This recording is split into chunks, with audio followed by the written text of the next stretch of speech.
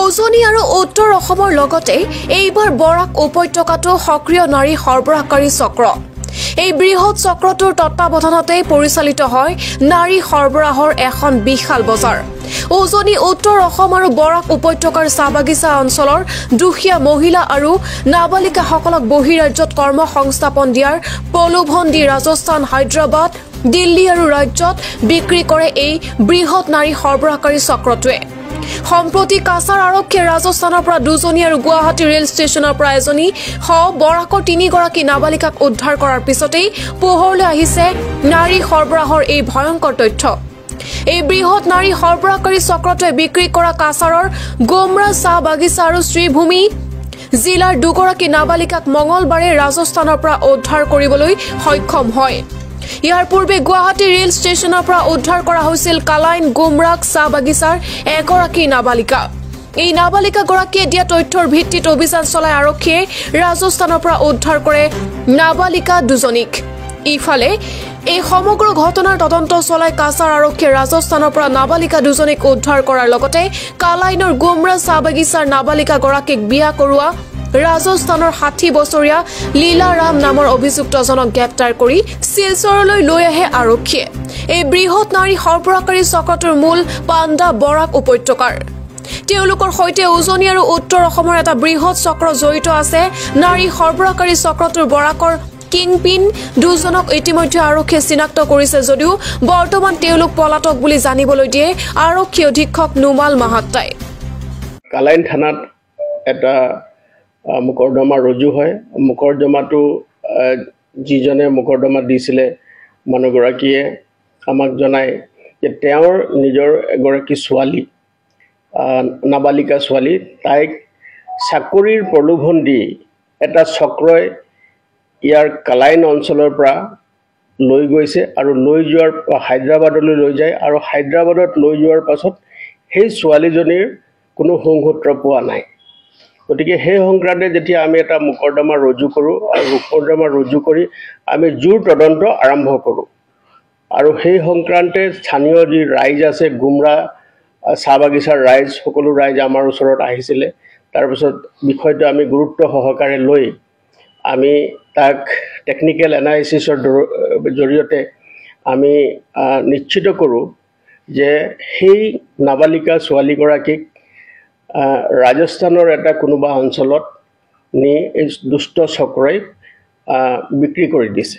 গতিকে সেই সংক্ৰান্তে যেতিয়া আমি আৰু বিশেষভাৱে তাৰ যি অনুসন্ধান আছে তাৰ ভিতৰত আমি যেতিয়া আৰু ভিতৰলৈ সোমাই যাওঁ তেতিয়া আমি ৰুৰেল ৰাজস্থানৰ মাননীয় আৰক্ষী অধীক্ষক ডাঙৰীয়াৰ লগত যোগাযোগ কৰোঁ। তেওঁৰ নাম হ'ল আনন্দ মিশ্ৰা, IPS অফিচাৰ হয়। তেখেতৰ লগত যোগাযোগ কৰি তেওঁ সম্পূৰ্ণৰূপে আমাক সহযোগ কৰে আৰু লগে লগে আমাৰ বিষয়টো যেতিয়া মাননীয় আৰক্ষী সঞ্চালক প্ৰধান ডাঙৰীয়াৰ আমি দৃষ্টিগোচৰ কৰোঁ আৰু লগে লগে তেওঁ আমাক নিৰ্দেশ দিয়ে যে অতি শীঘ্ৰেই সেই মহিলাগৰাকীক উদ্ধাৰ কৰি আনিব লাগে।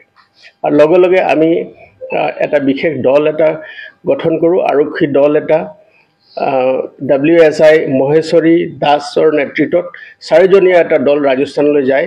ৰাজস্থানলৈ গৈ ৰুৰেল ৰাজস্থানত এটা অভিযান আৰম্ভ কৰে আৰু ৰুৰেল ৰাজস্থানৰ যি ঠাই আছিলে, যিটো আৰক্ষী থানা আছে, সেই থানাটোৰ নাম হ'ল চান্দৱাজি PS।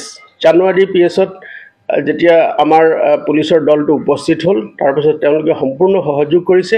তাৰ এটা গাঁও অঞ্চলত বিশেষ অভিযান চলাই থাকোঁতে সেই ছোৱালীগৰাকীক আমি উদ্ধাৰ কৰিবলৈ সক্ষম হ'লোঁ। আৰু ছোৱালীজনী উদ্ধাৰ কৰাৰ সময়তে তাত এটা ঘটনা সংঘটিত হ'ল। সেই ঘটনাটো হৈছে যে আমাৰ অসম আৰক্ষীৰ যি ইউনিফৰ্ম আছে, সাজ পোছাক আছে দেখি ওচৰৰে ছোৱালী এজনী দৌৰি আহিল আৰু দৌৰি আহি তেওঁ আমাৰ যি ইনভেষ্টিগেশ্যন অফিচাৰ আছিলে WSI মহেশ্বৰী দাসক তেওঁ লগ ধৰি হাতত ধৰি কৈছে যে তাইকো কোনোবাই নি সেই অঞ্চলত বিক্ৰী কৰি থৈ গৈছে, গতিকে তাইক উদ্ধাৰ কৰি লৈ যাব লাগিব। ঘটনাটো অতি পেথেটিক ঘটনা। যেতিয়া আমাৰ দৃষ্টিগোচৰ হ'ল, তেওঁ যেতিয়া আমাক লগে লগে যেতিয়া জনায়, আমি লগে লগে সেই মহিলাগৰাকীৰ বিষয়েও আমি তদন্ত আৰম্ভ কৰোঁ। তেওঁ খবৰ লওঁ আৰু গম পালোঁ যে সেই মহিলাগৰাকী শ্ৰীভূমি জিলাৰ পৰা তাত কোনোবাই লৈ গৈ দুষ্ট চক্ৰই তাক তাত বিক্ৰী কৰি দিছে। আৰু লগে লগে আমি এই সংক্ৰান্তে তেওঁ যি আৰক্ষীৰ যি বিষয়া আছিলে তেওঁক জনাওঁ ৰাজস্থানত, আৰু লগে লগে তেওঁলোকে আমাক সহযোগ কৰে। আমাৰ 2জন এডিশ্যনেল এছপিৰ নেতৃত্বত এই মহিলাগৰাকী যিগৰাকী পৰৱৰ্তী কালত পোৱা গৈছিলে তাইৰ থকা অঞ্চলত শ্ৰীভূমিত আমি যোগাযোগ কৰোঁ আৰু তাৰ পৰা আমি তেওঁলোকক প্ৰডিউচ কৰোঁ। আৰু প্ৰডিউচ কৰাৰ পিছত মাননীয় আদালতে আমাক এই তাত যিজন ব্যক্তি প্ৰথম মহিলাগৰাকীক লৈ গৈছিলে আৰু তাইক বিয়া পাতি লৈছিলে, সেই একিউজজনৰ নাম হ'ল তেওঁৰ নাম হ'ল লীলাৰাম। সেই লীলাৰামকো আমি ধৰিবলৈ সেই সময়তে সক্ষম হ'লোঁ। তেওঁ ৰাজস্থানৰ, তেওঁৰ ঘৰ হ'ল মানপুৰা ৰাজস্থান, তেওঁৰ ঘৰ। তেওঁকো আমি ধৰিবলৈ সেই অভিযান কালতে আমি সক্ষম হ'লোঁ। গতিকে একিউজ আৰু দুইগৰাকী আমাৰ যি মহিলা ভিক্টিম মহিলা তেওঁলোকক উদ্ধাৰ কৰাৰ পিছত মাননীয় আদালতত আমি তেওঁলোকক হাজিৰ কৰাওঁ আৰু আদালতে আমাক কম দিনৰ কাৰণে ট্ৰেনজিট ৰিমাণ্ড দিয়াৰ কাৰণে আমি তেওঁলোকক সোনকালে আকাশী পথেৰে আমি তেওঁলোকক ইয়ালৈ লৈ আহোঁ আৰু আমাৰ ইয়াত আদালতত তেওঁলোকক আমি হাজিৰ কৰাওঁ। তাৰপাছত পৰৱৰ্তী কালত যিজন মেইন একিউজ আছিলে লীলাৰামক আমি এৰেষ্ট কৰিছোঁ আৰু তেওঁলোকক মহিলাগৰাকীক স্বাস্থ্য পৰীক্ষা কৰাৰ পাছত তেওঁলোকৰ পৰিয়ালবৰ্গৰ হাতত মহিলাগৰাকীক আমি আইনী ব্যৱস্থাৰ মতে আমি অৰ্পণ কৰিছোঁ। আৰু বৰ্তমানো আমাৰ এই তদন্ত প্ৰক্ৰিয়া চলি আছে। ইয়াৰ লগতে যি দুগৰাকী কিংপিন আছে, যি এই মহিলা সৰবৰাহকাৰী এই চক্ৰটোৰ চলাই আছিলে, তেওঁলোক বৰ্তমান পলাতক অৱস্থাত আছে আৰু ৰাজ্যৰ বাহিৰত আছে। গতিকে তেওঁলোকৰ বিৰুদ্ধে আমাৰ তদন্ত চলি আছে আৰু মই আশা কৰিছোঁ খুব শীঘ্ৰেই আমি তেওঁলোককো আইনৰ আওতাত আনি কঠোৰতম আইনগত ব্যৱস্থা ল'বৰ কাৰণে সক্ষম হ'ম। আৰু এই প্ৰাৰম্ভিক তদন্তত দেখা গৈছে যি চক্ৰটো এইটোৰ লগত জড়িত হৈ আছে, সেই চক্ৰটোৰ যি আমি টেকনিকেল এনালাইচিছ কৰি আমি গম পাইছোঁ যে তেওঁলোকৰ উজনি অসম আৰু উত্তৰ অসমৰ বহু চাহ বাগিচা অঞ্চলত কিছুমান লোকৰ সৈতে তেওঁলোকৰ যোগাযোগ আছে। গতিকে আমি ভাবিছোঁ যে এটা বৃহৎ চক্ৰ আৰু এই অসম আৰক্ষী তথা আমাৰ আৰক্ষী সঞ্চালক প্ৰধান ডাঙৰীয়াই গুৰুত্ব সহকাৰে এই বিষয়টো অনুসন্ধান কৰিবলৈ আমাক কাৰা নিৰ্দেশ দিছে আৰু অসমৰ মাননীয় মুখ্যমন্ত্ৰী ডাঙৰীয়াৰ কাৰা নিৰ্দেশ আছে যে মহিলাৰ বিৰুদ্ধে আৰু শিশুৰ বিৰুদ্ধে যি অপৰাধমূলক কাৰ্যত নিয়োজিত হ'ব তেওঁলোকৰ বিৰুদ্ধে কঠোৰতম আইনগত ব্যৱস্থা অসম আৰক্ষীয়ে ল'ব লাগে। আৰু সেইকাৰণে আমি তৎপৰ হৈ আছোঁ আৰু অতি শীঘ্ৰেই এই গোটেই যিটো চক্ৰ আছে তাক ফাদিল কৰি তেওঁলোকক আইনী প্ৰক্ৰিয়াৰ মাজত আদালতত হাজিৰ কৰাই কঠোৰতম আইনগত ব্যৱস্থা যাতে তেওঁলোকৰ বিৰুদ্ধে হয় তাক আমি এনচিয়ৰ কৰিবৰ কাৰণে আমি চেষ্টা কৰি আছোঁ।